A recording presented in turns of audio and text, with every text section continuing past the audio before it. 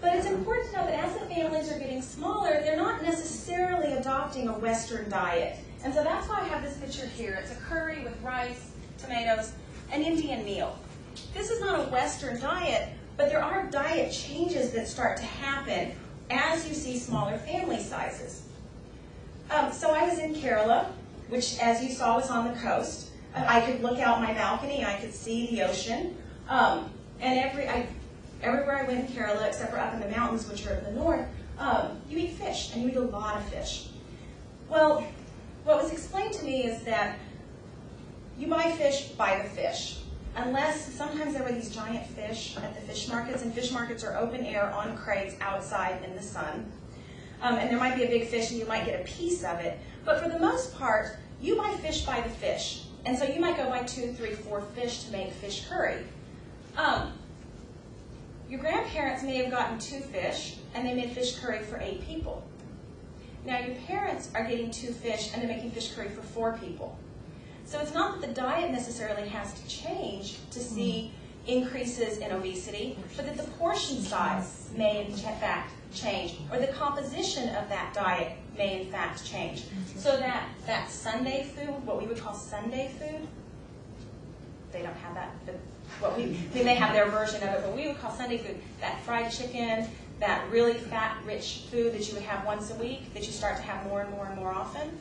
We're seeing in their diets as well. We're starting to see it more and more often. The fish fry, the sweets, the introduction of other kinds of things. Not bringing in a Western diet yet, but just changing the way in which they're approaching their more traditional diet. And along with that, there's something you need to know about what goes on in children's lives in India. It is incredibly competitive in India. In order to enter into the middle class, you have to become a professional. And in order to become a professional, you take state exams at about age 16, 17 years old. And that's at 16, 17 years old, there's no second chances. There's no, I'm going to go to college for a few years and find myself.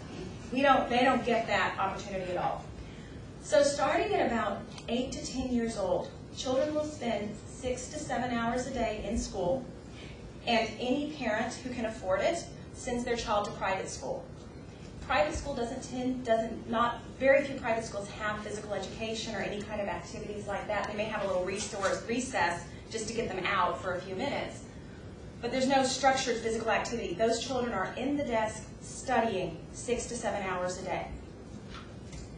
Then, any parent who can afford it is going to send their kid to what's called tuition. We call it tutoring. That tuition may take the place of going to additional classes in the afternoon, additional classes all day Saturday, all day Sunday, additional tutors that actually come to your home and lecture you and test you, as well as going to places and studying. The house where I lived with my sister-in-law. Her son, who wants to go to medical school and is currently taking his exams right now, her son would spend 5 hours an evening after school studying in order to get into in order to have what he perceived to be a shot at getting into medical school. On top of that, he would get up and have tuition at 5 o'clock in the morning on Sunday morning, and it would go until 1 o'clock in the afternoon, and then he'd come home and he'd study and he'd get ready to do it again because at 7 o'clock his English tutor was coming over. And Saturdays they go to school half a day anyway, and then they'd have more tutoring in the afternoon. When the children are done tutoring, they don't go run around outside. They sit down and enjoy the technology. And my nieces and nephews know all about the technology. I didn't have, they are teaching me. So you're talking about instilling a very sedentary lifestyle in a very young age, in order to be competitive in an education system that doesn't let you have a second chance. Another idea is that it's the urban environment. And food is necessary for life, and urban environment changes one's relationship to food. Yes, there's certainly imported fast food. Now, in the state where I was, there was no Big Mac. It was a traditionally communist state. And so Big Mac had not been allowed in, but there were others that were present. But this is the chicken Maharaja Mac. I never had one. I was kind of warned that, like, if you really get hungry for American food, the last thing you want to do is try to go find some. It's like you just need to kind of get over it.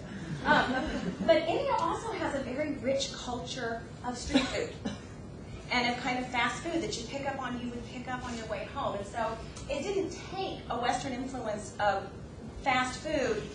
They already had a culture of street food, and street food in India is amazing. When people move to the urban areas, they're unable to grow their own food. So they're going to start relying on markets. They're going to start relying on street vendors. They're going to start relying on grocery stores. And often, in urban areas, particularly if a family is pressed financially, and many families are, you resort to cheap, energy-dense foods. And additionally, when women are in the urban areas, they're more likely to join the paid workforce. Now, when they're in the rural areas, they are working in the fields, they are working with the animals, they are doing all kinds of labor. I mean, it is grueling labor. But when they move into the city, they go into the paid workforce. And this demands time. And this moves consumption towards commercially prepared foods for themselves and families. So probably none of this sounds terribly different from what we experience here. There's finally another hypothesis. And this doesn't eliminate the other. It isn't in conflict with the other two, but it's one that some Indian researchers here, but some of the Indian researchers that I was working with were really interested in and have been following children through birth to young adulthood and watching them have children, and they're very interested in this. And this is the fetal origins of disease, or the Barker hypothesis. And this hypothesis is that intrauterine or early postnatal undernutrition causes irreversible differentiation in metabolic systems. It's supported by a number of observational epidemiological studies. And because the intrauterine growth retardation and low birth weight are common in developing countries and very common in India, this mechanism may establish a population particularly susceptible to overweight and obesity. Now, this hypothesis is linked to a multi-generational dual burden condition. It also focuses attention on the link between underweight and overweight in one lifetime. For example, as I said a little while ago, stunted children are at greater risk for being overweight in adolescence and beyond. And that risk is linked to greater risk of heart disease, diabetes, and other health problems. So what happens in utero and what happens in early childhood sets up conditions for the rest of the child's life. So we've talked about mothers, and we've talked about adults, we've talked about children. Now we're going to talk about this mother-child dyad. And specifically, we're going to look at an examination of the proximate determinants and underlying factors and household characteristics in India.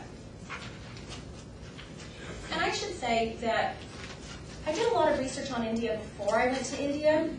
I had been to India as a tourist, and I am married to an Indian, so I'd been there as a spouse, lived in Indian homes for short periods of time when I was visiting.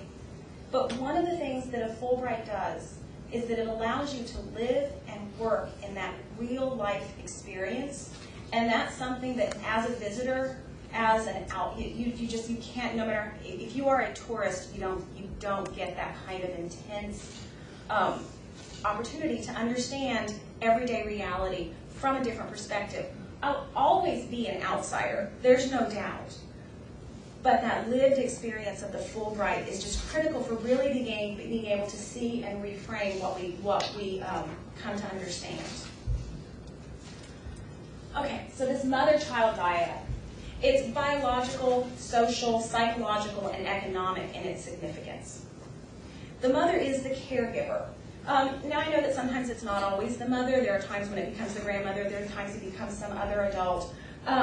But for the most part, for most children, the mother is the caregiver.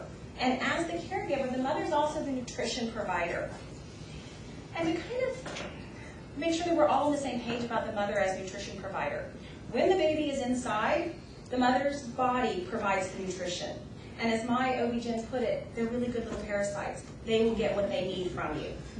I was worried. I was worried about my little girl, and that's what I was told.